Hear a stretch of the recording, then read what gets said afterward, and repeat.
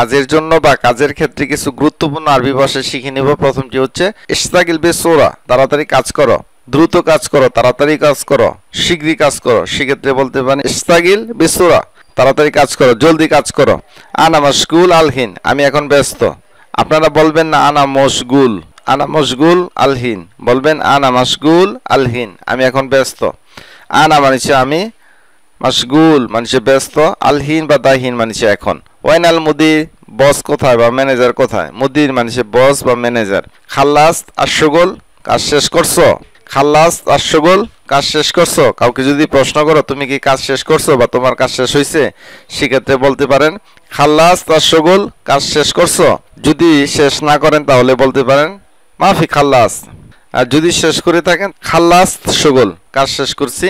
যদি বাকি থাকে তাহলে বলতে পারেন লিসা মা খালাস, এখনো শেষ হয়নি। লিসা মানে বাকি আছে, মা খালাস শেষ হয়নি।